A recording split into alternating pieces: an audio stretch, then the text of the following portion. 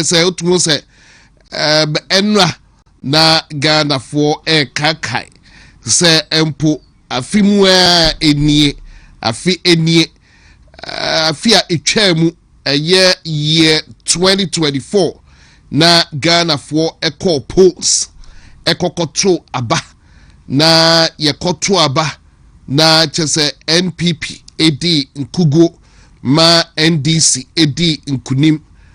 Reflection: last year by this time na dana ekoso ewo wadwinimu.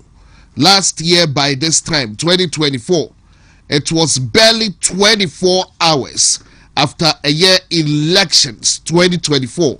Last year by this time okakaya na deba die ena na ekoso ewo utrim obekai na den na ekoso ewo utrim ene December 8 2025 until last year by this time na chese NPP because NPP ehu the smoothness level. Last year by this time na Dr. Mahamudu Bawumia a conceded defeat I na ebisi omo entiasie but eno ena ama ene Ghana yadahwa etinkwemu in one piece. It's last year by this time and Okrano after conceding defeat na basabasa ashase koso ewo yemai Ghana mu even after the concession. Last year by this time na some polling centers, parliamentary or polling stations na baby oholuma na mentime ho asekura barely 24 hours after elections no na chese mentime ho ase bebre koso ewo baby a yeto abano ebi.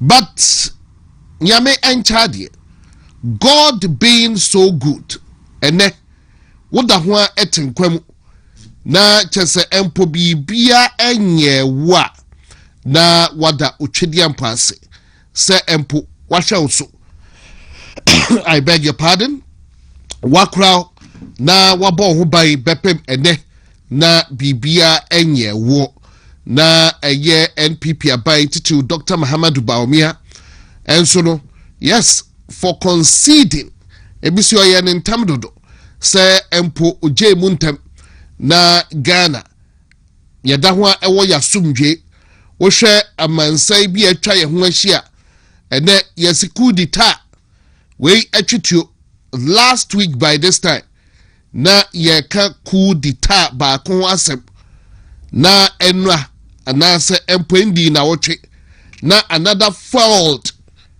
anase ku dita nke yesi nke ye wie peye but no the obviously eka kete ye continent yi so ku dita asra shase abio because ebibrem ye leaders ni bi no won sheda ehu ne ekoso ewo mutrim thinking they can take the people for granted, thinking say just say omo tesuro hodoma ote ne palace a otunani a ohu obia ewo fom enti omo enim yansa eche omaimun enyina. But it really doesn't work that way. Enti coup d'etat and foiled coup d'etats and a air koso ewo ebibrem ha di nyina nkanfu ano Ghana ene yetinkwam yeti asumdwem but di nyina ne se yempanifu nso no omo ye veterans politics no omo animu yie pa enti yese wo hwa na wo so otutu niema yi because you don't take the people for granted and ya because what you to hofo ya bompai say your democracy ya keep it safe ya keep it intact since 1992 no ya because we kura say ya some of us we do believe that the worst form of democracy is better off than a coup d'etat de yempe but California so shouldn't take a year omu edi omusono for granted. Eti just about a year ni and ye kotuaba ye da uchidi ampo asbiu se Ghana in one state ye da ho ete eye nkwam yeda otwedi ampon ase be to adwumade no so na ensam dodo na ewo ho ene ensam ewo ho a yebe bomode na yatoatoa adwene ahwe de ekro ebra ka no yebe bomode na enche abidwafo atenase me introduce obna afedie membo bonsam kakra so fa be 5 to 10 minutes bimbo barely 5 minutes na me fa bonsam kakra bi so na me introduce show no properly na afedie yento ato adwene. Your ideas, your comments are very much welcome. I don't know between the fact Facebook you want to me TV live ewo Facebook and if you want to me TV live ewo YouTube and you teach them so sa emame want to me TV live on Facebook, want to me TV live ewo YouTube and then in 24 eba be come hona ya to adwene ewo dwumadi so it's a Monday afternoon and then every Richard Ajiman, a member of the NPP communications team, a Bribia Babe Snake on Richard Ajiman, a youth organizer, a was constituency, a friend Swabe constituency, and nay Wajida Kuya Okamehu Ewu Jumedie so, and member of the NPP communications team as well, your friend Kwaku Ejeni Buatin enche openi so ebetenase na yegyina yahwe nsema ewo ho na nso nsem ho ene Chairman Bernard Entry Buasiako Chairman Bernard Entry Buasiako aka Guntumi made himself available ewo high and cry it's Chairman Bernard Entry Buasiako okupiemu ewo High Court ewo Enkrai. Say the last time yeah what the panic say wow okay when the chairman want to be you're jailing 50 debi you can say that to the Marines and yano cre and then okupiemu ewo court na later on the program yeah sure say Sabeka lawyer and the appear kubi although and all represent Chairman Bernard Entry Buasiako ewo court but then na omo application say empo prosecution no ensem bi omo kan krata bi na afedi omo introduce krata no properly na lawyer and appear kubi si onjina so no on fan guilty and say on kana sema and attorney general say ade no kra krata edi ho then krata bia edi ho to that effect and krata bia edi ho to that effect. No documents. We need documents bia to that effect. Enti asabno Kwaku ye bibia but then very soon I'll try to link up with a lawyer and the appear kubi na we be ensabno and so ede achre.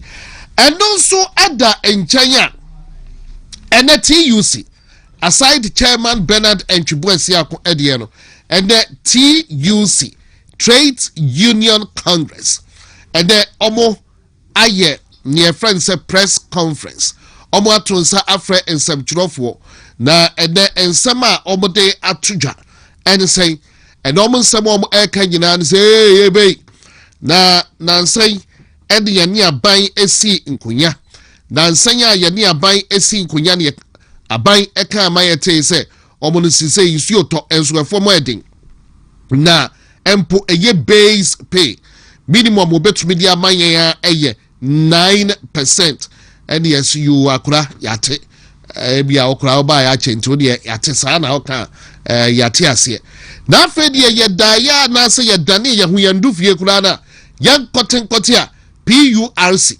ese omo atutu eye enyina mahoden omo atum by 9.86%. Hey, asembe ni yama ye base ayi increment no ye 9% and no you see about reflect and take it off January ending 2026 na fe yen kotia aban asaba beto anyina mahodin mu 9.86%. Yen kote kra de twa yen so kra de say aban ensan beka ne entia ensio si say no wotum 15.92%. 15.92%. I don't know TUC force there. wait there Robin Peter to pay Paul say that wait the NTS etienne omo aye press conference na words some e use ye protocol sem omo say aye unfair aye untimely and it violates the principles of social partnership agreed between labor and the state omo how I don't know na enyo omo nko ene minority dom kuma e wo brahye bedwafie and omo so esinkoya aye press conference no omo say immediately aban aye NDC aban led by the first gentleman President John Dramani Mahama immediately on reverse aye utility hikes na ode ababe bomuno na aye 19% no on reverse immediately aye insuo ene kanea de ni nyina on reverse because ade no enko entwaye o se aye sa na chese Ghana ni ena wo twini bunsuo nyina na wei ase ekere sei nti ene minority NPP in parliament ena afa TUC for obunyina so in separate omo aye press conference aye ranking on a minority parliamentary on and I say energy committee no so no ora George Abuaje ene ono sa press conference no say eno no de omo be fight aban e wo brahye bedwafie ne omo be ye bia sa aban e de reverse utility hikes no obo ebeye eti eno nso eya asema e wo hodom edru hodom abidwafo no mehwe na ya toatoa adwene e wo ho ana Ghana fo mo de mo ho atomo aban papa ba TUC any minority and omina aye press conference me for ba ko biedu bi enka ho na yenkoyedim na watching so awie ye no interesting times ahead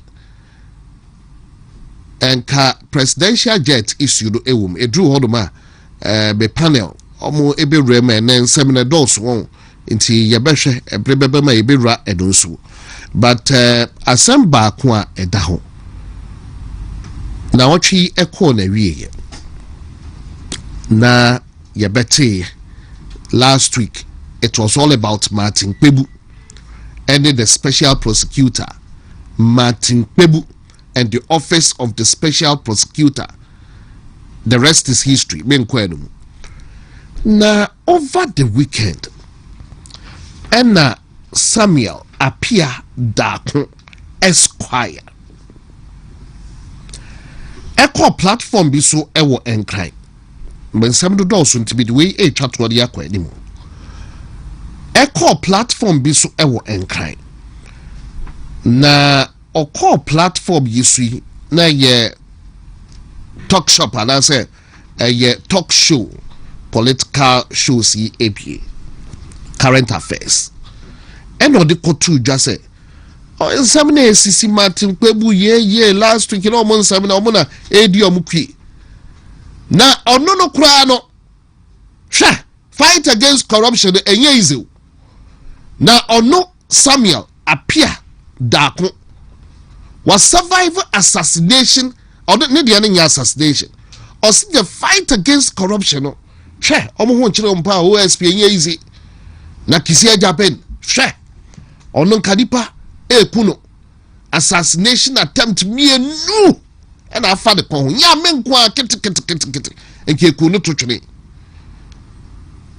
na ono Samuel appear Dako Esquire hwe no ne de ekura easy ono bravo breno office of the special prosecutor ono kra ono ono na director of strategy research and communication office wo no ne de hwe police for 17 omo yiro nipa ba ko pen na ya joso no pa bro no hankofo no jai okono omo ko against corruption enye easy ena Ghana for say hey sami da ko da ba sami na waka ne sa no na ene me hu say interior ministry and the crata Ghana and the cat ba beto abonte sa semna sabida ko e kan no ye kwa ni ma be kan e de akere mo taking it lightly kra na asem no omo ye full probe omo hwehwem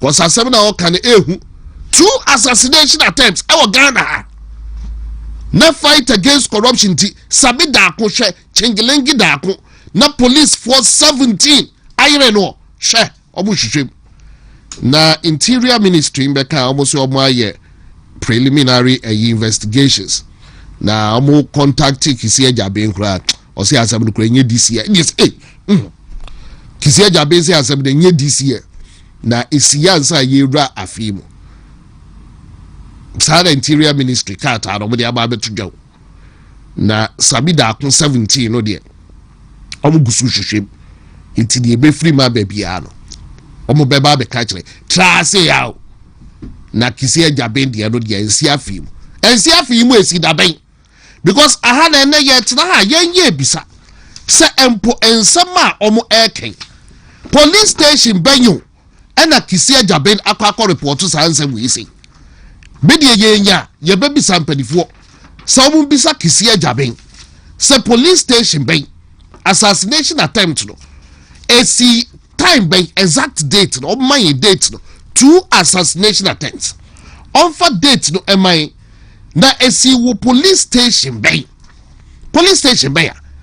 and na okọ report e de kire hwan of file ewe itesa hi onkyere ba bia okọ report 2 assassination attempts no na media bi ya Kisi Ajabe ande Samid Dakuya Samid Akokra de ya woso na homa akra de yi de oni akra be twetwenkomosia na o my further better particulars 17 ono so okọ report wen odo so di date na ya pay na 17 policemen no yire no handcuff no yire no pampe se corruption nti ento papa omo kunti no omo bra no omo ba kire ne yemem and these are some of the questions are ye be pese ye be hu ne free mu eba because omo nyina ye lawyer so Kisi Ajabe a renowned lawyer Samida Akon himself a lawyer and a lecturer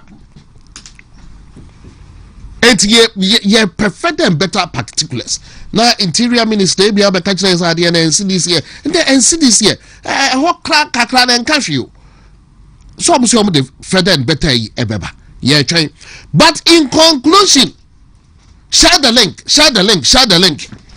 government WhatsApp group share the link I share the link share the link the government WhatsApp group. You got to share the link. Now this is it.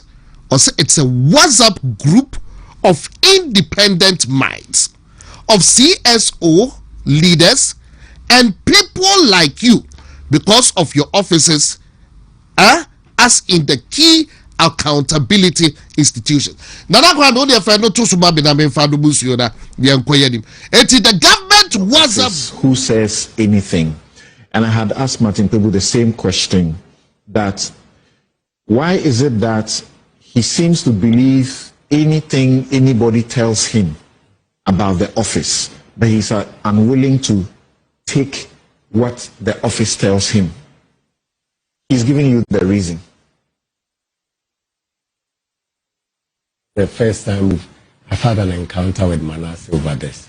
There is a government WhatsApp group that we are on, and he brings this issue up and he's answered. In fact, as he said, he's had the opportunity to see firsthand some of the work that we have done. I'll take it one by one. Let's clarify first. Yes. It's not a government. It's not a government WhatsApp group. No, I'm trying to say that on that group. I'm trying to say that no, I just said that by the people may get a wrong impression. Yes. It's not a government WhatsApp group. It's a WhatsApp group of independent minds, of CSO leaders, and people like you because of your offices, as in the key accountability institutions who are also there. OSP, Shraj, Auditor General, even the Supreme Court has a representation, because we have been given a job to do, which is not influenced by the state. The point I'm making is that it is created by the government because we are charting a new path on our anti-corruption policy and ethics. So that's the point. Yeah. In your office, who says anything? Hey, God, they say, Oni, oh, Maccabea fight, but I also say, who's independent minds this year, so why you know people like you because of your offices and OSP Shraj or my person of killing story. But you know the young killing story. You interest to papa. So share the link. Government WhatsApp group. Just share the link. Share the link. You interest to papa. Now yes, senior journalist who krum senior journalist who krum Samida ko Esquire on yeli paketo or your lawyer kum journalist or starting as a reporter. I will Joy FM.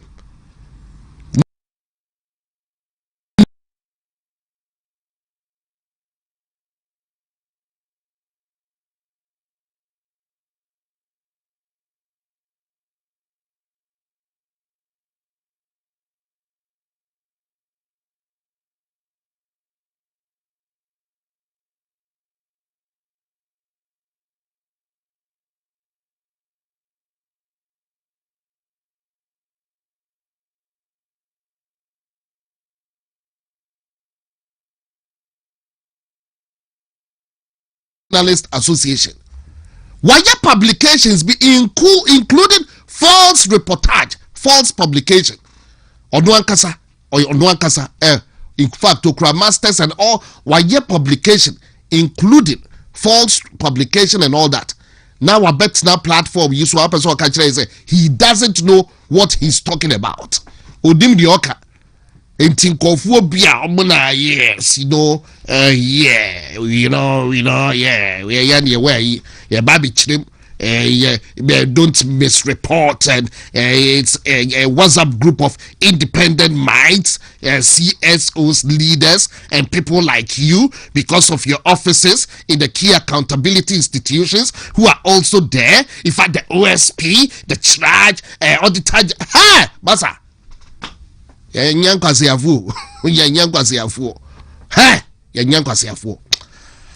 Makasa too much. Yankoya ni mba pedifu akwaba.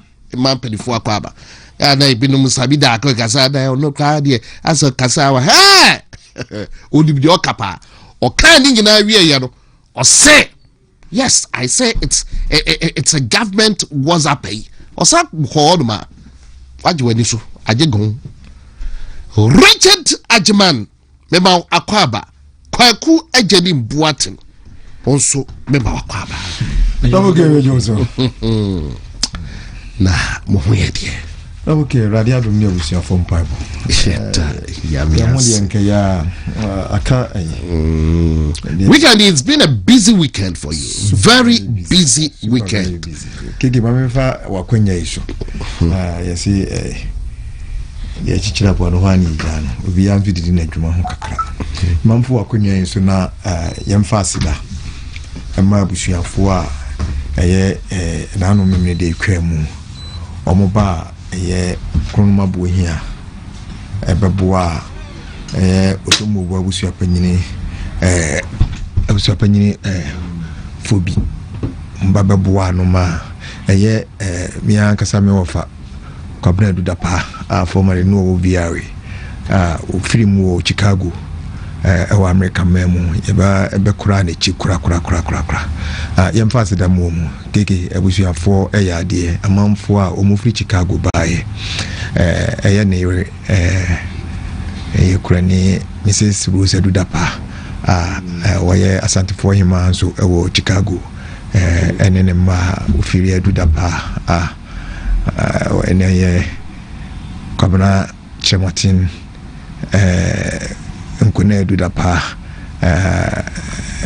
obahima bakoya ohima ena ketwa no ya na me refini de kakra wono ya ngono wanti ajama we di ota ya mebu Nkansah wo de list no dan ke di wachi no amini aketwa no mefa yemfa umunyina asida emfama abusuafo a omfi Chicago bae ene omu a na omu ha nyina ninnuanu mo nso eye Reverend Sifa Owada Blakapa Baptist Church no ye managing partner ewo Wakon Consult on my Ninia Kofi Benina of London by and of a Kwame on to free US by Abuhia Kosi Abua and in your opinion, Kwabnajuma and I wish your opinion Unia Umunina de Aseda Emma Bushia Funina Omboy Abuhia Hima when ne henina womude asede ma busuafo a ombaba boa nyina ma yekora ye meofa kwabna aduda pa echi kura na na yeda busuafo ase wo mfiri nkran ba wo mfiri America mba wo mfiri abohia wo mfiri ba bia de chamso ene asante no tafo nyina yeda wo nyina ase ene ma ombeye mai first special accident so emana damfo baako okay dia gropa ani o mugina na ne o kai de we ya da uro ebe fi bi mi Kofi Adudumfe aso onim Kofi Adudumfe me DJ president okay yeah the net to me okay panzo edi jumapa wa awo yena sie de asida kese da do funum nyina se na do mas Chicago fo so e do mas kese pa yeni dinkai etena sika kra Chicago ansa na ye ba omo ya de pa do ma omo ba e bebo aye no ye de asida mo nyina minia Mate a very busy weekend, for a Richard Achiman. It's yame and your dada say. Kwaku. Okay. Now, where dear? Radia do me hoye pa naja. So dem di kan de bia no nyam kopon de waye na femu de. Na aka abanya wote asasi so wote eso Ghana asi. So no so be na femu de. Na me fa konye so na menchia ahwefo. Na mabushi akomi krom atwango beja south nkare ni potemi krom jankoba manchi akomi sidi nrebi hinni omo hu nyina meche obibia na mebase ya na minti na it was a long weekend as well. Ukuro media family and friends Farmers Day was you know omo ma bi o oh, so you say NDC for idea help was wago. Hey, she say farmers say can say I was no. These are quite family and friends. Tremendous. Na man pon the enko. Enti na me bisa o say to Eastern region. Near Onya over Eastern Savior Church. So no nyai. And there's one in the Western region. A young can count to 3. How much am I including a Kwaku here, any war, Mampo, or Maba, and this your Baba. So prominent about Papa Naba, about Papa. Indeed, yeah, what the man said that money. Oh, I bet Chairman. Kwananopai was monitoring a radio station. Was a quadaswana. I just want Kaja Gumsa, dear doing your fair. Kwaku, was a double gay. Me banne say our mintimin chenry na bra team DMB war atwango beja. Mincha wo munya. Nti edea mechiachia bi na mintimin yiri nya da bia me ka say edea eto abande me hye wo nkran se me don wase. Me ko makura ho makru coordinator ho e friend he for sapon.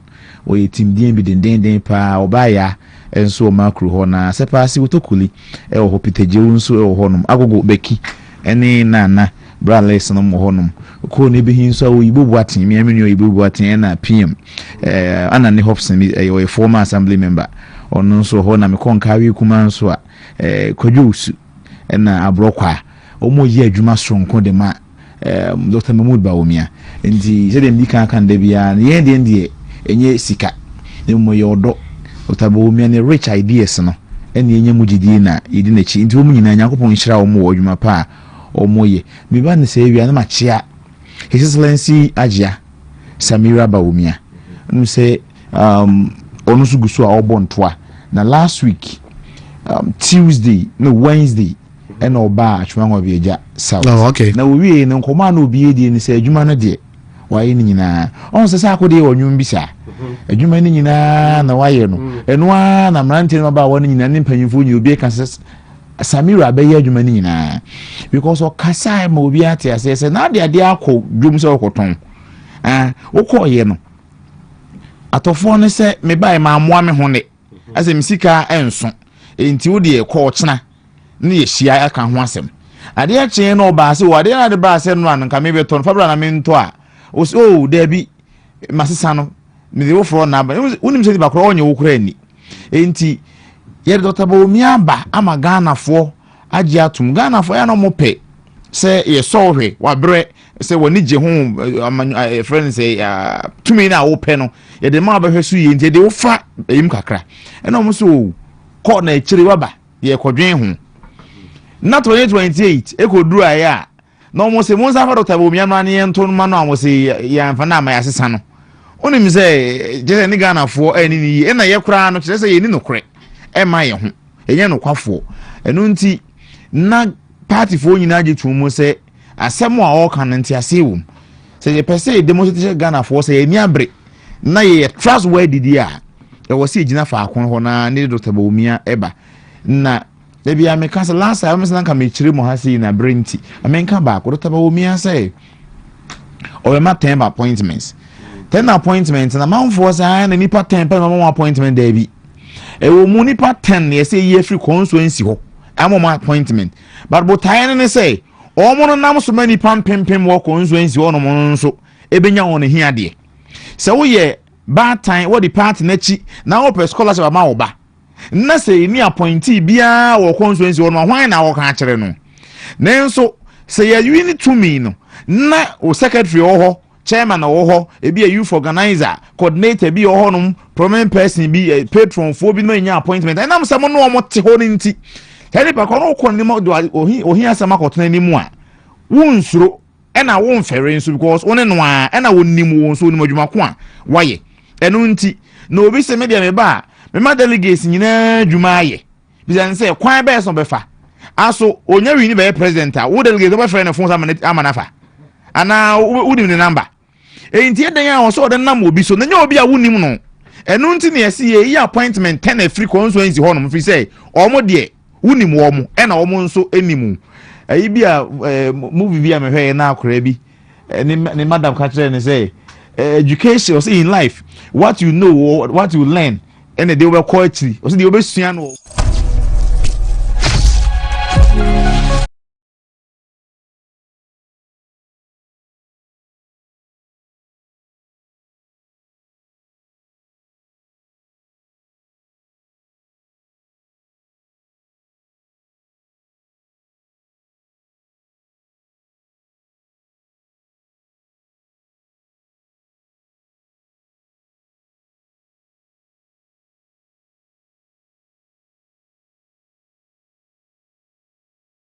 into ono de nya appointment na akọ anim say wo koje bibia o nsa betimi aka nti ye nyina ye nsom na ye ntoma Dr. Bawumia fi so na betimi aba mapa Ghana ye mechia atwema sedwon uka atwema ngo beja ho dia obi ase a friend say good board no ono na sedwon na ide court na honom John Kwam Diodu atwema ngo beja south first vice chairman mechia no pa Mate beda se papa enti sana etie ye toa eye jubedie no so aha eye want to me TV so enie na koswa se bo hwe eye program no want to me TV so enie you just heard from eye Kwaku Ejenim Buaten a member of the NPP communications team na member eye Ajiman enchen membra eye ajiban enchen na fe yewra eye show no mu proper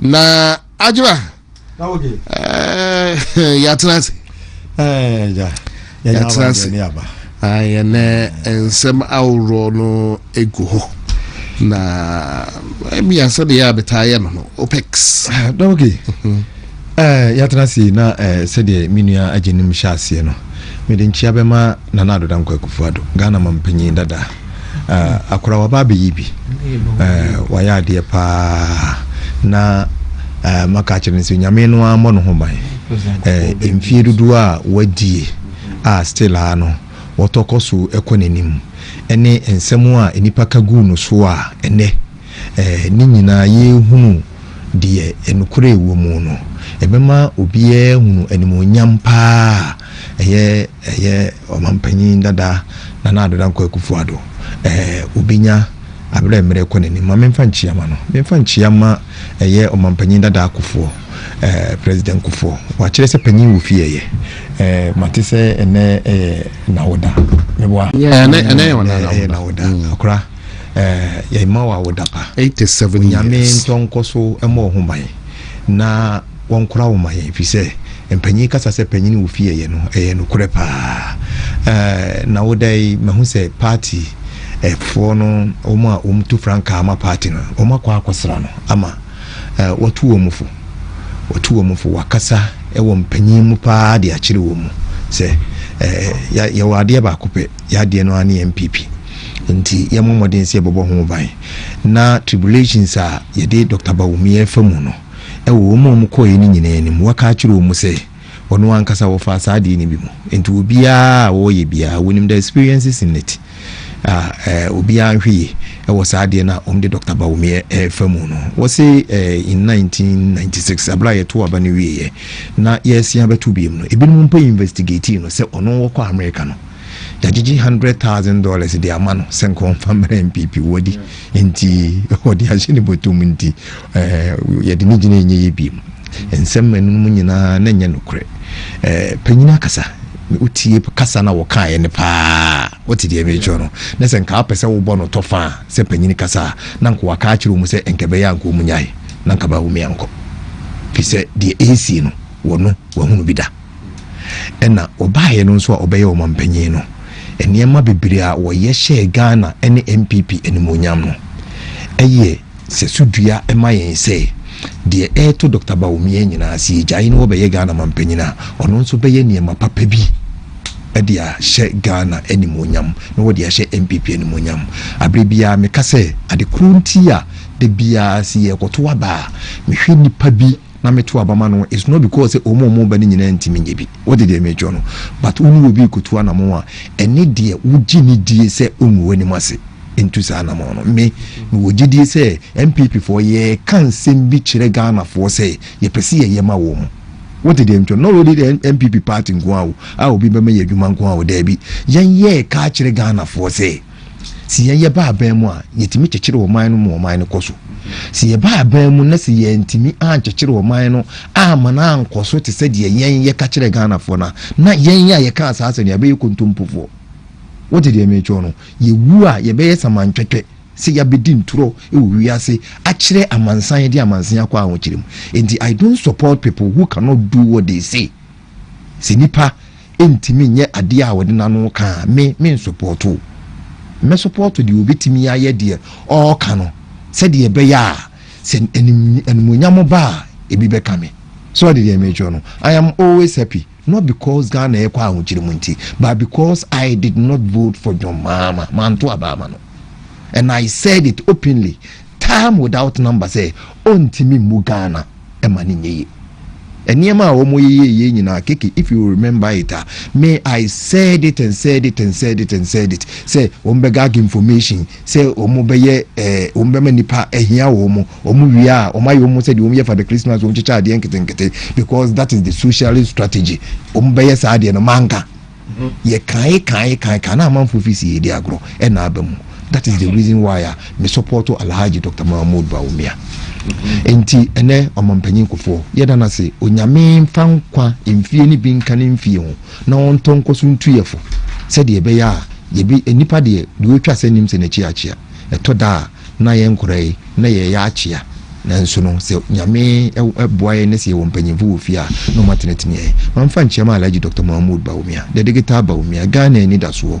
onyame ene de na kosie na onyame no a se de odi Joseph akoye no obe sign the naba ewo komre mu amana ba beji Ghana fo de yehunu bida it is the repeat of what happened between 2009 and 2012 ombe fa Ghana free glory ede ko shame and it is the same thing and the science intermediate minim say we bibi papa bi en free mumba yehunu ehunu bi mu intimi we no enya me nwanwa mfa nchiama honorable say Kyeremanteng bonso eye enkane so amemra hyebedwani ene enkane dom dodo no ba no deni sisi wo ye campaign the national campaign coordinator for Alhaji Dr. Mahmoud Bawumia campaign no ma memfa nchiama no baby o wo awie bia Dr. Nana you were free wo ye the campaign liaison ene the regional campaign coordinator and so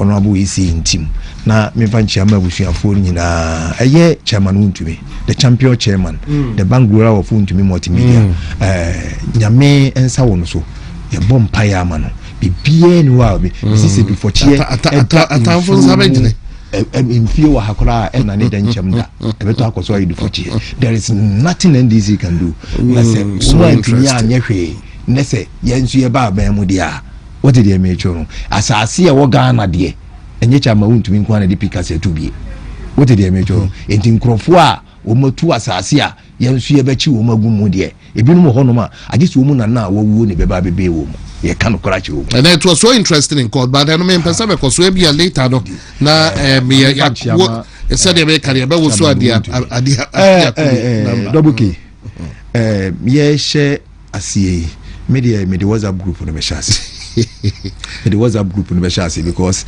amanfo ehunu say e trivia e bibi ketu yes but a very dangerous trajectory na NDC amanyuku ene aban a owo so sisi omode ye fa so double k unu say NDC as they stand now omo national communications officer aye public officer aye Ghana for ni tuareka. When the constitution does not allow that say who your public officer also hold the national position, a political party position. Who is the national communications officer of the NDC? And yes, I'm and you want a good board CEO. Why is he still holding on to that position? Is he not accountable to Ghanaians? And now say NDC are going to almost say buying any political party a yard crow. Do they believe that? Is that their understanding?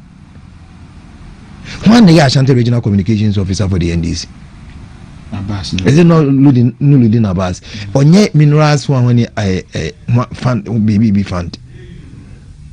Why is he not relinquishing the position now or because Justin could have from Pong. Now ye Ashanti Regional Youth Organizer for the MPP. Okoye CEO Emma why or resigning any day youth organizer no ma Dennis Kwakwa anamebwa appointments in my Samia Ukunu on national youth organizer as a national organizer. When you took appointment, why resign? Why is the NDC members of NDC deputy general secretary as we stand now Mustafa Bande will need Jubilee House? Why is the NDC mixing a buying any political party? Political party can support a leader to become the president. When the leader become president, a buying 4 arms and you need NDC for there. So you can't mix your political party with a buying. No political party in the buying, but you play your cards well. Say a buying there over some Ghana for what did they make, including your political party members? But say Bia senior Osha says a WhatsApp group now. Also, only people of independent minds. And now draw, you know. Okay. That is the reason why I'm yes idea. The thing say are buying a political party.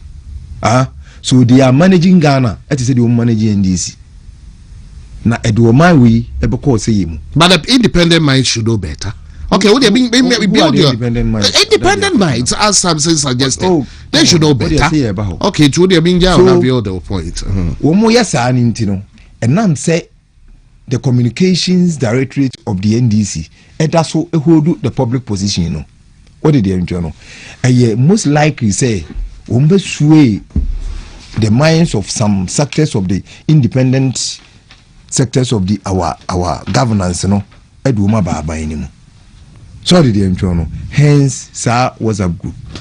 At this critical juncture, a buying any namo air bill say social media Sa WhatsApp any TikTok ni one you know ye detrimental to the sustenance of our democracy no. Aban use the same tool as an instrument to fight Ghanaians. Na obeka che say oye independent body. What did they know? This is information gagging. There is no independence. This is information gagging. What did they make sure? In order to be independent, you know, if you are led there, so who person we are independent, let's want me and stand there alone. Let's will be believed there. It is the reason why most people do not believe libertarians. No more say in order to see me and G Abaini. So what did they make sure? Me and G Abaini, ni and G Abaini, amokoti ku amoy leader. It is a mumu no. Mu leader there. So what did they know? Then yeah, as for mine, ye leader in that is why it be no motive or more classical liberalism. Say they believe in government, but in its limited form. So did they make you know? Any na ya to mine, and or mine no, ye see ye use media as an independent means, ye didn't hold abino accountable. About we buy ubia hu clear say opese o gag information, on pese enipa beti de ekoso. So did they make you know? On person in private the air cost one. And now, what of CSUs? The other time I complained about it. Say, me knew the reason why I was a CSUs, equity situation. Say, it was a situation of CSUs. Because we be a CS will be a what TBR, who area, who specialize. And you make it clear, why, patience. I'd say, we influencer, and I say, we mobilizer, and I say, we CS will be a so how does a CSO be a or have any CSO or no way a policy influencer ever quality association say more they come pressure or galamsey? How where lies the independence? In the Omampanyin John Dramani buy or buy and we invite CSO said we call Jubilee House. We invite them call and there is danger. And we invite media no do call. And we yes, I am and to ye no. Na SS ye WhatsApp group of independent minded one year. Yeah, say by Diana Ba and I be hunu diakro. Anameboa Diana Ba and I be hunu diakro. Say abai asemoba. You will croma ye hunu kwan paso mokano. Meboa. Mebo din something la dianyini. Something la dianyini. Aban asemoba ye hu kwan yo mfa so mo kano yeti kroma ena maami sisiri abnada pa sika yira ni sika yira woni dem maami panyini a waye chief of staff da waye minister of state da waye member of parliament da aye ni nyuma bebrebe ni kuru a owale no papa no Russia embassy woni siye wayiye adwuma woye architect ono ani fie na nisika yira wo mu si fie 1974 kisi Japan ne enwo no ma minisika yira no no ko report asem no police station communication and media for we no something lad no de bre yen eni say ma mini ye de no nya ska no kisi Japan ko hwim ka ankora wonya ska no woni dem ajuma oni bibi maybe the station would to be a favor. I don't trust us of the Suyanka, and 1 year can because ya can't assemble a Colinam court. It would be a station a favor. Say yes, Samson Ladi, over to me Abu Didi, but I'll be guided as well. Because yes, I know where I'm coming from. What do you say? Because so what I mean is say and a media independent minds media for no e ka kire yen say ma me nkire baby eska no equally sami jamfi be yi good your friends $1 e woni kam e de magrada okwa na uti media ni anim no no obusa wo say usika ayira me personally obi buza me say usika ayira sami jamfi yi sika usika ayira Abraham ami sisiri abnada pa sika ayira no obi sika ayira.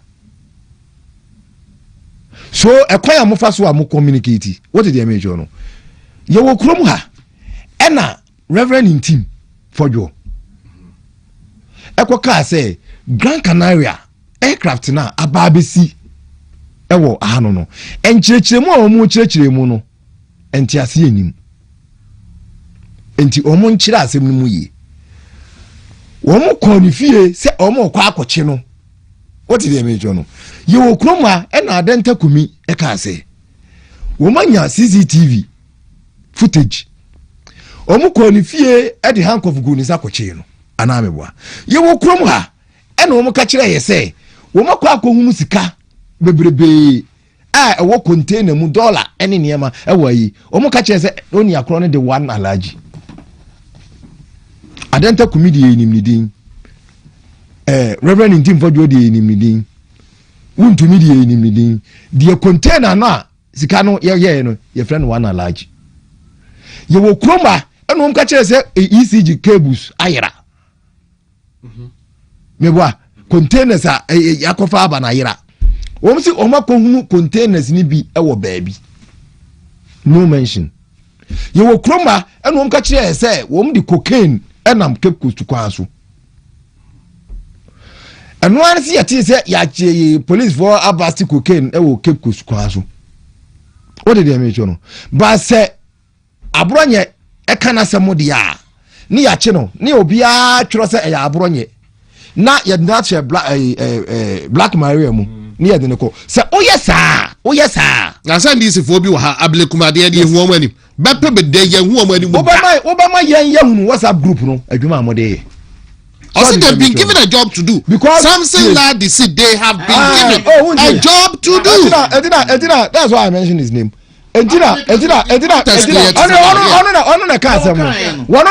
no me I'm mentioning him because he said it yeah oh me no be catch yes I don't have any problem Reverend Ntim Fodwo ensem ne ba ye no you know how he handled Reverend Ntim Fodwo any Sami Jamfi on a show yeah with some text messages obia o hwe show di bibia no ese film say there be how old is Sami Jamfi assuming he is rich how old is he oh no what timitina akukoduro mu edidi panyin member of parliament on a live show na show no etokoso no what wo no odidi atem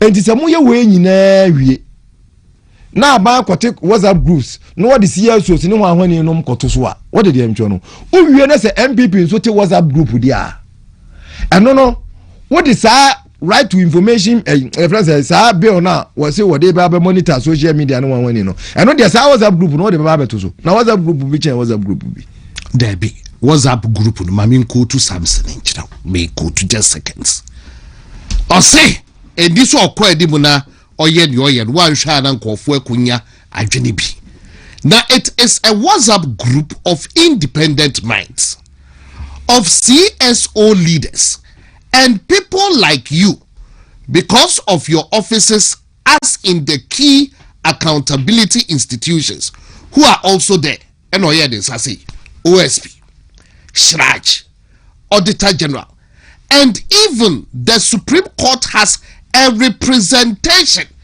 because we have been given a job to do which is not influenced by the state. And so who gave them that job to do? Who gave them that job to do? Fidex.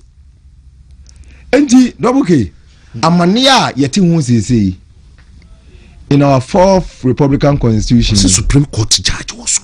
Oh masa yes I power collapse absolute power collapse absolutely ye wo oman mu what did they mention no ye hunu previous administration 2017 when Nanado na MPP any NDC members of parliament not margin wo ye hunu CSOs civil society organization no mo say wo mu ye happy pa say wo mu behunu a hang parliament e wo Ghana so when 2020 Parliament in 2021, about 147. People said, say, you're good for Ghana's democracy because it will produce accountability. What are those people today? When the parliament is largely dominated by the NDC, don't they know it will produce thieves in home Nimza? You said 147 will produce accountability. So 181 against 60 something, what will it produce? Any tips? Ana yes, logic in it. And design the panua of the cancer and some ninja. And the woman here they seem to be happy. Say, after the NDC, a dominant away. And they say no, but said to play the devil's advocate. I somehow come say this, but whom answer right up. Now, funny enough, Steve Mantiao, the why I want to say about, but my woman answer right up, rubbish.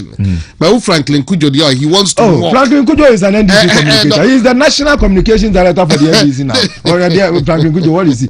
Well, he's NDC communicator. Go to his social media wall and see. Maybe we leads the NDC communications now. But the fact remains, Sami Dakuwan back off. Still, say a government because anti-corruption. Manasa Azula Uni. Anyone will cultural galamsey economy. Anyone. Whatever idea assembly see. Naniman was a proprietor at the end of training and Yanokre. And you're only about 2007 or Kwaku Debe at the seat of government. I will say, ye train Crophobia. And now sooner a or resign free multimedia. And it's so any plan clearly one wouldn't baby or what that. Wouldn't baby or what that. And Guasia or Fair Moon was 70 million. And the man, well, what can I say, my man? But why would a government want to create a platform to achieve what? Because that is socialist. I've told you, they studied that from Russia and China. I can't in time without number. So, Omega information. Look at what is happening in Burkina Faso. If indeed the Omo Kano, catch them say what they are portraying in Burkina Faso is nothing near the Omo Kano. No say no kurano. So mu gidi pa say Burkina Faso. Ahoto aba ho no mo na akwani ye ku na ahoto aba Burkina Faso. Why don't they allow Benin for mo nzu nyo muku? I didn't know mo allow. Na wo mu dia mu di soja for call. Because akwara gag information our Burkina Faso.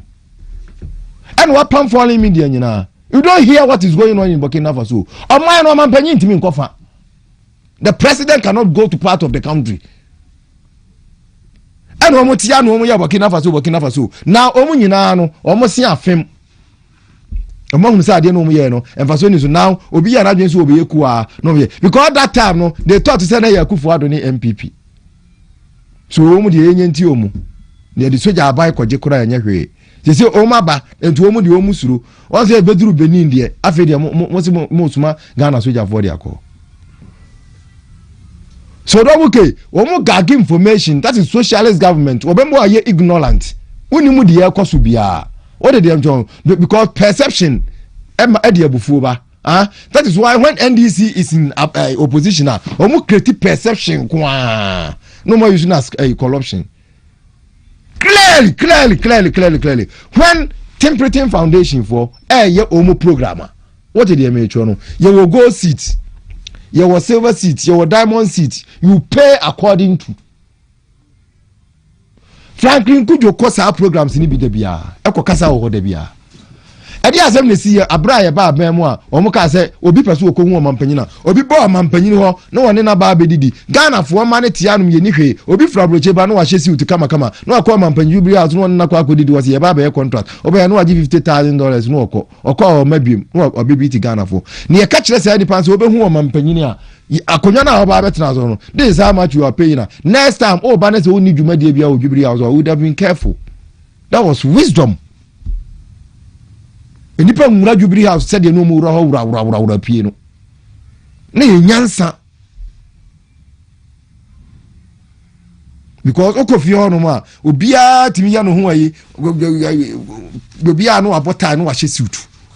No aba ya me investors bi and a president and no obetino and a dey na amanity no aye no president a create synergy bi obehwa no dey ma no wanya dey open no party for agu for moms yen. But if you are going there na say charge usika and ka wo bohunu se ba bia me ko no se me ni hwe ye na me ko no ma ebe ha me but wo mu create ye no a perception said the as the obi abokro no when we wanted to save our mind no. And perception after perception. MPP by Obi corruption baako. Just one corruption. One. one incident of corruption the whole of the NPP administration no obi nchire ba akopɛ sisi da brother person perception is that oye den unya sika no nobody cares and no one say sisi da brother power for sika because that is how information flows just throw out anything ebeduru anom na etisi what did they make you no obi koton fuel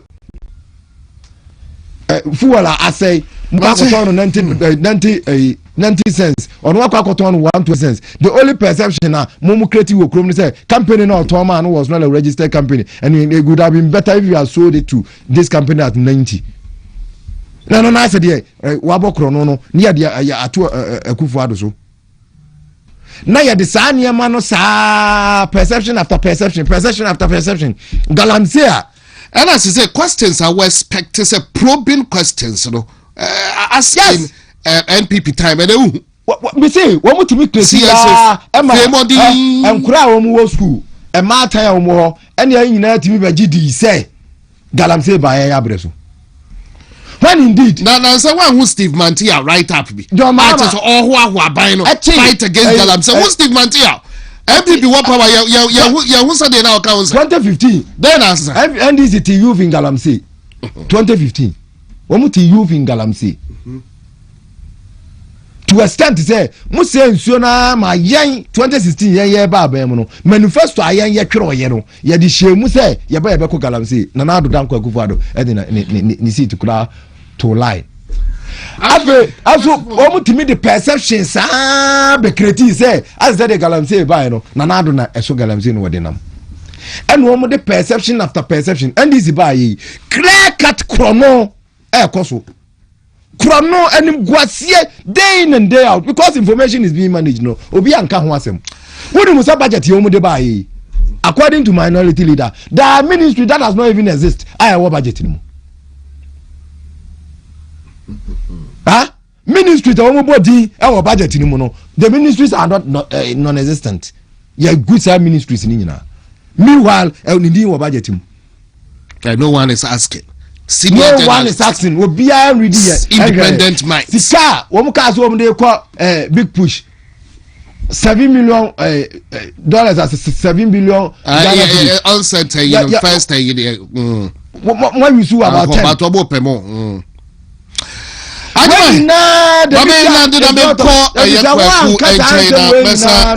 now what's happening?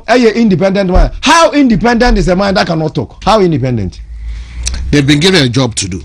But abusuya for year 2 a year jumedie no so ben sabede bina a year Richard Ajiman ebisano na beno my problem say samida kun trading nsemu na quickly sabse na ye senior journalist ebati in to say sabida kun enim where he's coming from no na big chrim but Samson very good evening to you.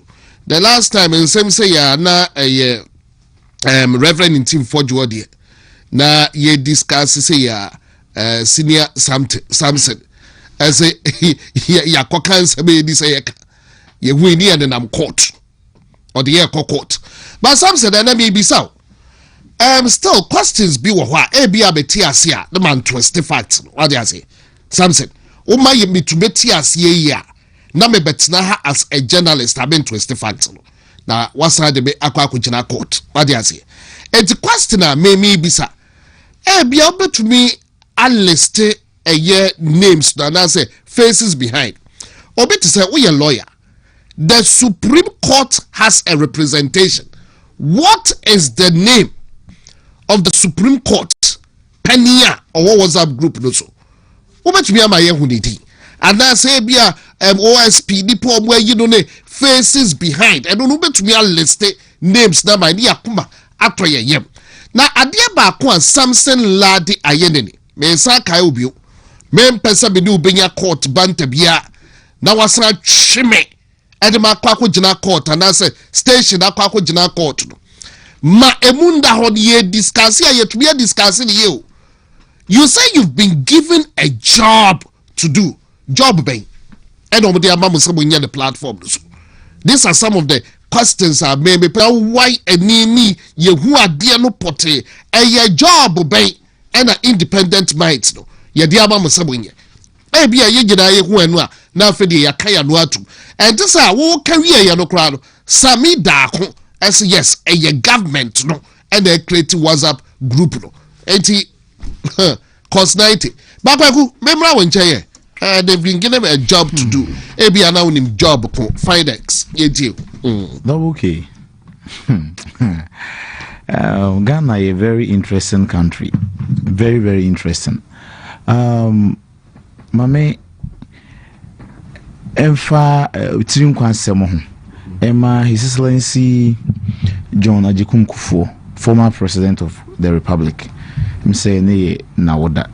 Mr. Nkansah edema apade ahoden wo mu say wo mu say wodi mfine de nenso nyankopon ma ntenase no wonhwe yenkunimdie otaba wo miyankunimdie 2028 na biyo so memfa akwaba nsem nso ma the constituency secretary Atwango Beja South Honorable Foster Amankwa say okohwe kodi ne dwuma bi wo I'm on the UK na last week na obidru ye nti me mana kwaba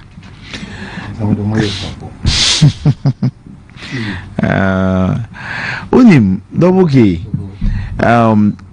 enra na nase memenda no sa exposure na ibaye no woni be ka se na nye intentional na se na omo anwen ni se be basa.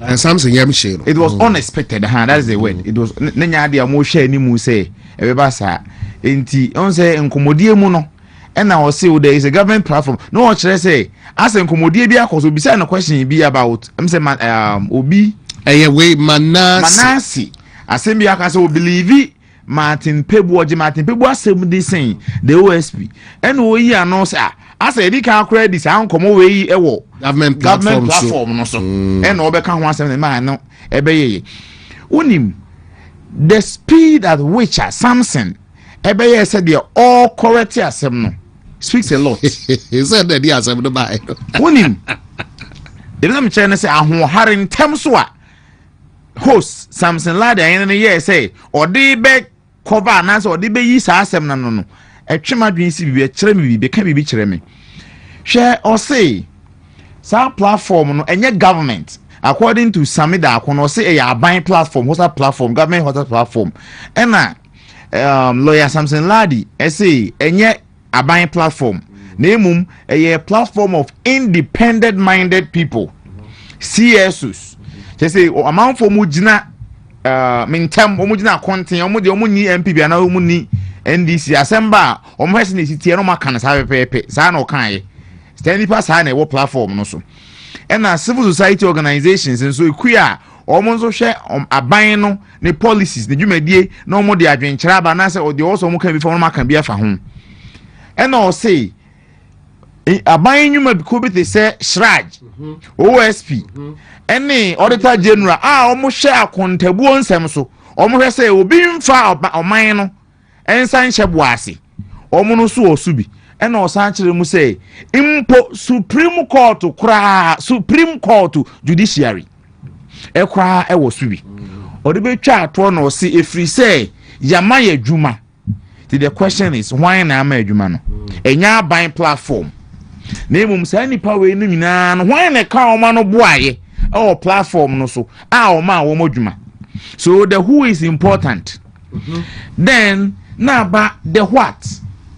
Say why any power teacher creative platform no lawyer Samson Ladi enemy me gidi say mo de man obetima yi ano say ebisasem o say ya de ampegidi bia yes ye ebisasem et media kam ya bebisa say obi ti say reverend in team forjo de na ode no be share studio ha no ojojo no sa time e ka adwuma ne bi ho ada. That is it. It is a question. The din kan no e why na creative because same da kon say e ya aban o se nya ban na emom nipa we ne wo so e de obi ne kreti enti e hwan na so obi amomodwuma mo wo so fi say ya ma wo modwuma enti edi nka ye hwan na ya ma wo modwuma no na ye momodwuma ni ye hu ne oye ya na adwuma bai.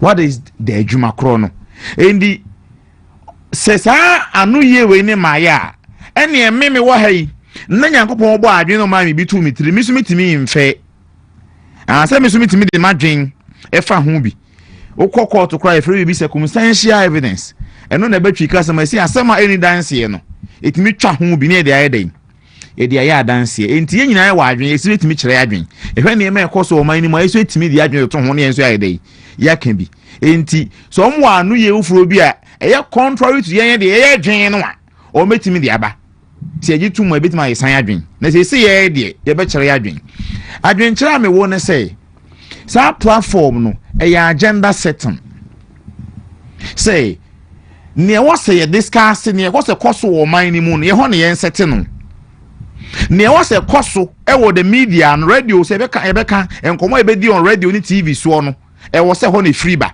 enti agenda setting and control enom de control agenda control you know say om set agenda nom de control agenda nso enu nti na aban no yen kan sem yen kwa na mfa aban ho enu nti na aban na twesika so the 292 million Ghana cedis e koto tissue paper e de koma maye wo school mu say friend pad sanitary pad 292 million e de koto tissue paper say friend pad say wo koto ba ko bia wa abonten a finance minister say 15 cedis ba omo de rom koto de abra yen 45 cedis nanso so unya media ni bia wo ka ho asem enye wontumi multimedia na beka ho asem all the so-called neutrals, all the so-called objective journalists are the independent minded no omu nyina obi akoma no atum say the taxpayers money yemfamfam kwanta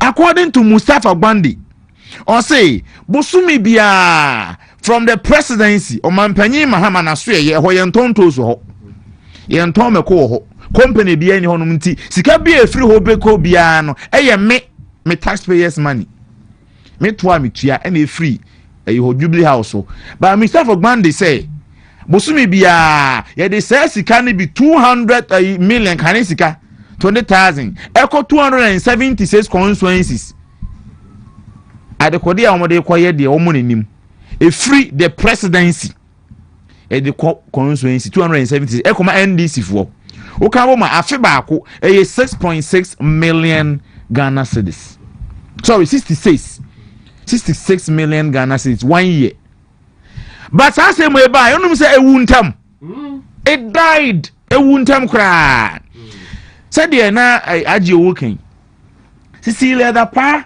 so ocean apart from say obedi minister obedi MP around 2004 and obedi bantama MP that time so we eno to nchen ya Cecilia da pa nya adwuma bia o Ghana ha adwuma we nyina international on international organizations nkwa na ya adwuma onim say why on UN na ya adwuma pen Cecilia da pa ya adwuma on international organizations enti na adwuma wa ya na ni wiase nyina no de eye Ghana ha eye owura politics nyaka nyina ma no ne wa ya adwuma enti nyaka to etua no Dallas yemfa na say nti obi a ka ohunda dala enye ne nwanwa Cecilia da pa if say na adwuma wa ya ne free ne maya abremu nyina no Dallas ndi tua ne ka until so obey MP for Bantama in 2005 and so no say Dallas won fie na yira Ghana haye kan said de ase wono won oye hiani buruburu se wonu bi se la passefo a enka obi Nkansah asem no but etimi nyansa ntre for set agenda wa ha egu ma amene nimu ase eventually OSP no ogu na nimu ase no akra be kan se wanya danse bia mfa mo no kwa adu no ohun se sansa ntre for no esan betena ho be kan ho ase be san ma amenity enso so yenya sameja mfi obeko school wo tech he yawo ewi ache no ye kodwobo nsu epi ena odi bedi communication officer ewo NDC mebwa in a position onye adwuma wo international organization bi ada enti no one Dallas eni twakan bia but otimi pie kwa yi ase eko yi Dallas eche obi sre ni sika eno Dallas no yi onim say upia kwa abonto ye politician na upia kwa abonto onim say den obi sre sika enti sika wo fie no eni bia de to bag mu de ko na so de to ka mu upia abonten enda yin se ne kire say sa day no sa bre no na sa meja mfi wo no oni cedis because no series yanka that will pee no and call the series ne be pee but some ne ba ye no ye me say questions e bisa isi da pa ne biu the question ye ne mumu a na ye ka ho asem no ye na sa answer ntwe for interrogate yen say with that less higher papa na dane so boni. You see the thing enti agenda setting me say wo come out aban no na wo ne question wo Reverend Tim Fordjoy was treated as an ordinary criminal. He was news file. When he was obi onu mumuna, and maybe a course will be to go mine anymore. Sabre na ani police for achi cocaine. Kwaku square was a winiba. And what in once in view. Sasa what in once in view. And then Trevor will be able to once in that. They've been given a WhatsApp platform no so the good platform no so no enti until say benya further and better particulars no say lithium there na Emmanuel Amakufibua twa kes yewi about percentage 5% ne 10% what kratem a ade no so nya dokre bepem de bi hu obi a wabisa the sa probing question na ade no to be ratified me say because they've been given a job to do. Keke. Na ye one century for bi ha se omudwuma ma fa to omho so na se omo fact check. Fact check. To be cancel bia. No ma ko hwe nkrate ma hwe se de wo kan ne no kwa na se nya no kure from fact check Ghana. Enye obi company am person chess ne wa ada ko ayi for. Journalists be wo Ghana ha se ya. Omudwuma die no there is one station kra wo ha. Wo ko na wo kasa no mo fact check. No de be to wonom se de wa kan wo ye no kra na se wo boa. Amakofi boa say Sir, your friend say minerals, lithium, that's a big art. Be maybe one. Just say you cannot go beyond when it comes to royalty. You cannot go beyond 5%. A lie, a big lie. Meanwhile, Sam Rano so 2015. Wa be mu no mu exercise Sam Rano. They no can sir. But ye nyan centralfo no bia kwanko hwe anko fa check because am na adwuma say momwa na sa asem nyina. Nanka we are independent minded. And I me try na platform bi so. Na me no be a debate say ye. Na I'm trying to say when you neutral, now your objective. So all yes and train and so you Ghana and we see so we are wine. Na say 292 million the top part. And you one kan ho asema when you neutral. On your objective. Say lithium by the dano echo fight for 10% royalties. Na sabre no Uka said TIA. None, you see nothing wrong with 5% no unye neutral. And all of them our platform no so. I see a more moduma. What is the job? Until today will be a mixture. You say a trick home use as journalist. Oh, bia, baby said that we MPP near near business and then no more yeah the day was to say the coin. But he said, what did you do a free bias? But yeah, no, could refer now and no mono sad boy, yeah, no, the question the baby. Instead, so baby said that they've been given jobs to do. Yeah, time on double key, yeah, time on and a wabe mono. So call radio na NDC ni kasa. Now a comparative advantage e be a figure say chere said o mo no some di kan buy answer now point na culture say equalization journalists na culture say equalization but then journalists ni mo na point to equalize for the NDC there wo horo no share the dangerous one there huma me o say Samson hu ya nka wanka ko jaima e friend say Samson nyame na wo say yes answer o say even Supreme Court, Auditor General, SRAJ, OSP, accountability institutions, accountability, no. And me, I'm a tear bonty, you me, a friend say, I'm crank baby, and you are buying. So those people, no, that institution, no, they are to hold the government accountable. They are buying. If you say I buy the budget, I buy the DNC, I buy the HRB, baby, I buy the sign contract. And this is how no corner, yafa, what's a platform, a number to so. I sharing the 1 year no. So I buy no codicica, better no one can. If I buy never turn, it's a same way sky, the contract is saying. Sir, we the order my memoir. And young one was say, yet me at OSP office, yet OSP office, no.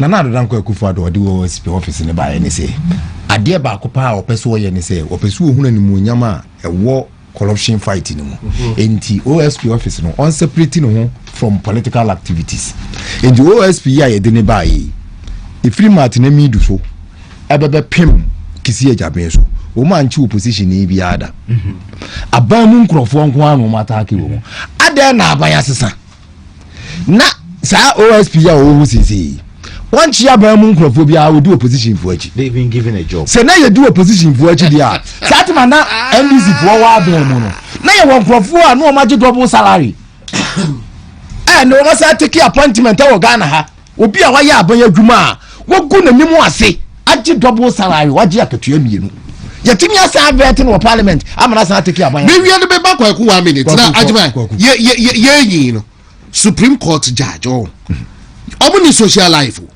so you Supreme Court judge would be social life e trouble baby obo te kra no obo te chiri baby won ko ni fie wo hu no just wate ne ho kra na a Supreme Court judge wo WhatsApp group so oka high no aka high ye can't you now so aka bi double K the essence of Article 71 the essence of bia within accountability bia adikuntia Article 71 e wo ha ye free office bi Article 71 e socialization obia wo ye Article 71 office holder bia no uni social life entina eya yenim se ahwe ye adwuma na wo ye no wo beko pension mu mpo no wanhwe a wo ye no makora mpo no no matwemu afiri mu nchen enti wo de ni aye ne se aban behwe wo kopim so obewu Aye. And the judges, Auditor General, Commissioner for Human Rights and Administrative Justice. Only now also Article 71 of his orders. Majority leader Article 71 of his order. One Article 71 of his order. Speaker of Parliament, Article 71 of his order. Because he say, mo baby, mo wono, mo take decisions. It be could affect wa ye no ma. Judges are almost free high court who can all this service that you might have phone judge would you I've heard independent by its forward so I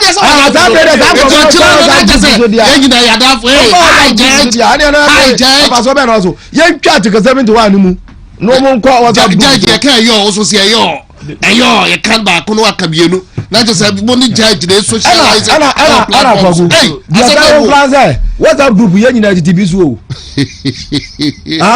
United TV so yet so da and the WhatsApp group here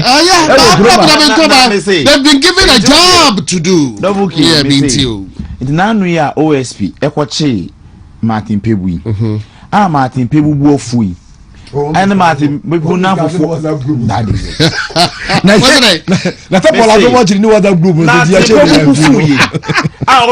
OSP now Martin Pebu so one before almost one platform no be a OSP so so be and the OSP we so or one so no so can so your calls so your calls James I have a place call so platform and also we've been given jobs to do. You see,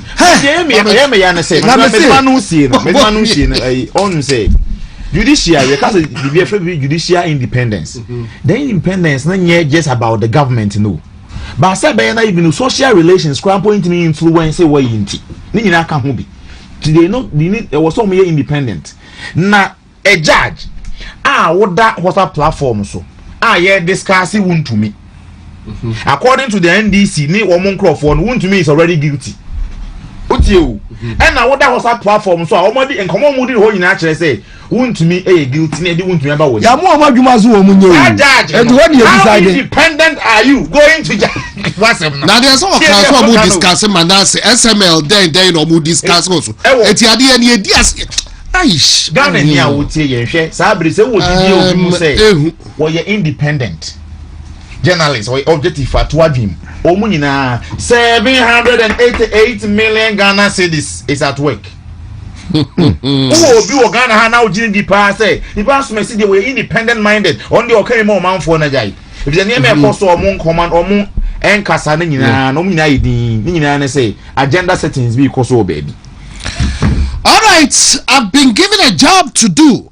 I don't see Kivo hot pepper ko na koto de kojewo de fa bi ya aduane nkwan will stew ma entumeno na kivo hot pepper no so de odi ye aduane a emu ode yie pa we ene makwa ewo so kivo bokosho kona ko pebi extra kwai kivo ada ajima, you've been given a job to do that and then I also kivo hot pepper Mr. FDA for AGR 20 kona ko pe odi na ebebo papa yawo kivo 4-in-1 gari soaking mix so ewo ho into kivo 4-in-1 gari soaking mix gari fita milk wom, sugar wom, nkati wom,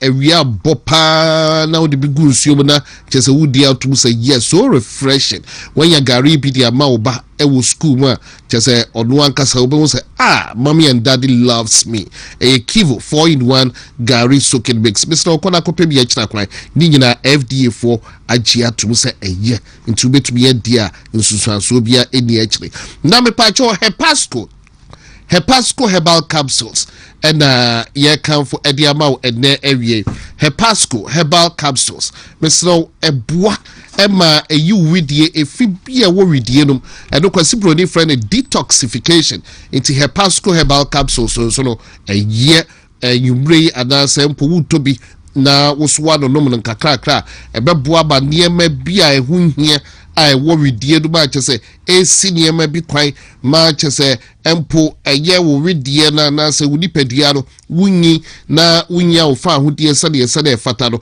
wonnom Hepasco herbal capsules very natural capsules support liver no amache say you widie mu fibia wakoma bibia ye kama intibesro kona kope bia chira kwan wate herbal shop bia bekomu bia no wonsa ebeka bi including Casco herbal shop Wachibota about 7 including Kufurudia Casco herbal shop Jackson Park ni nyina wonsa beka bi Cape Coast takrade takwa Kumase okọ no ma wonso pe Hepasco herbal capsules no ebi unya bia nom na ebebo papa from my trophy so number here 0557453579 0557453579 and I'll be to be a friend 05014592555 05014592555 ofroma omo ebejoso Kunadus live band na efre you Kunadus live band yes weekend idiot was a long weekend na Kunadus live band bronya na ebe who hear live band be Sabia a wedding ceremony, Sabia a naming ceremony, a year bin aba announce a birthday party be Chesabi be a mono open live band, a live band chesa a bossupa while she na yes a treble, alto, tenna a year birds na a year human say a jigum utubusa yes music is indeed food for the soul. Niya wo Kunadus live band de betumi awoso maka kuma kona kopo ma chira kwa mo bushen heya in the Ashanti region kona kopo ma chira kwen na mebe mau omo telephone number from CC na book no ntemene Monday book fatu wodo man sign every weekend bia na do Thursday and Friday no na obi de koda da enti number sa betumi afre for Kunadus live band 0246 627 418 0246 627 418 and I'll be to be a friend 0242 119447 that's 0242 119447 or better still be to be a friend 0243 166342 or from omo ebejo so fe Gasto mixture Mensoplex mixture Prostaplex mixture Gasto mixture a stomach ulcer nedronum stomach ulcer ne last stop a drop house stone asasi so a gasto mixture she a draw we wunumbi kona kodum bi na hwe se de edro no ebe yewo gasto mixture so what today no but what to edro stomach ulcer na enko unto gasto mixture ni bi kona ko try bi one now be doing one dancing. Stomach ulcer drew, typhoid fever drew. Mensoplax mixture for your barba was so emra and no we fichiko.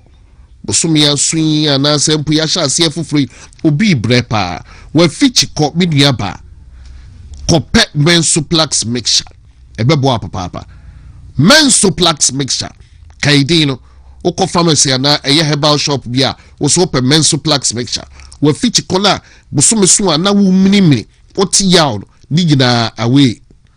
After Prostaplax mixture, for prostate enlargement, or Bema Ujonson tentem, and no ye memedru, urine retention, or de Prostaplax mixture. Herbal shop BM Sabekemi. Pharmacy Bia Ebemo Biato. Geomo telephone number is 0248 778899 0248 778899.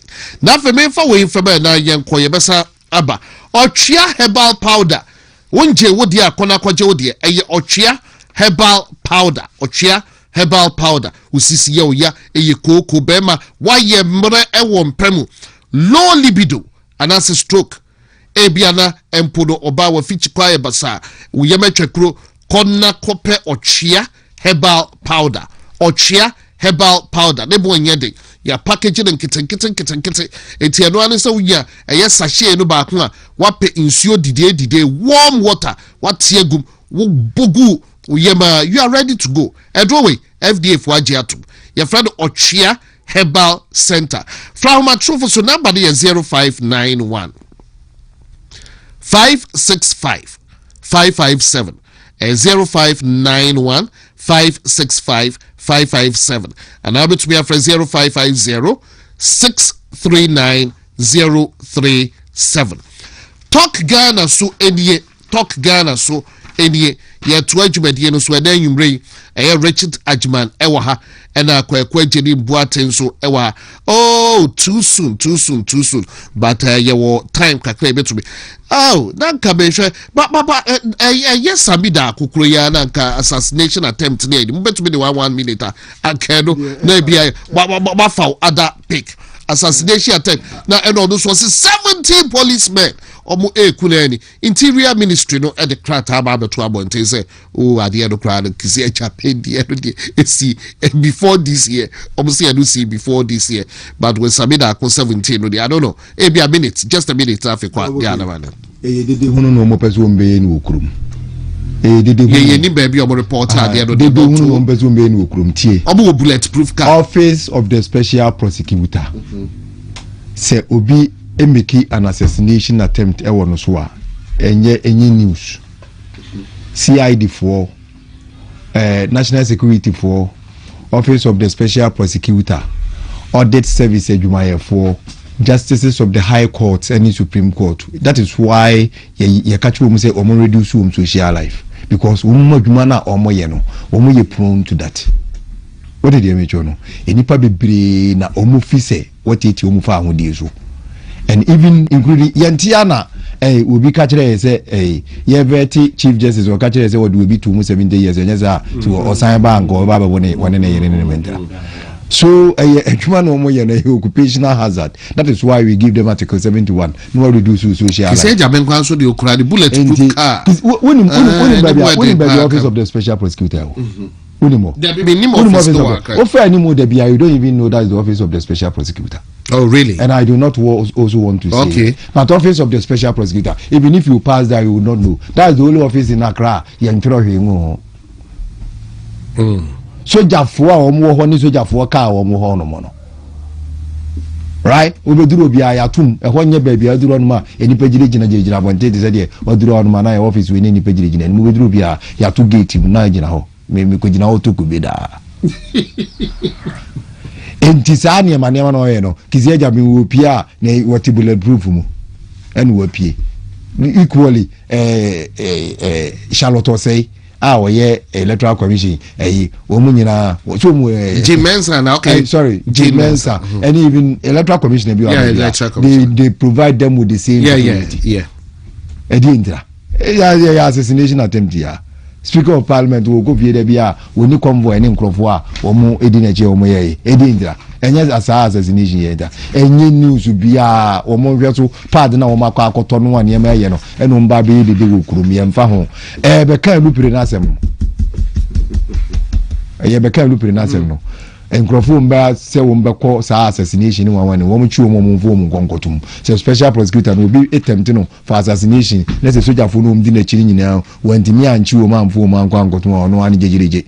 Or call my name, Sisira, not a part them, and causes are 7 in Tommy now the Barbontino, who will be all Baby going to want me and or no one can baby and fano. Afi double key. Sa aircraft noir, Parliament approve. $60 million. As I approve $125 million.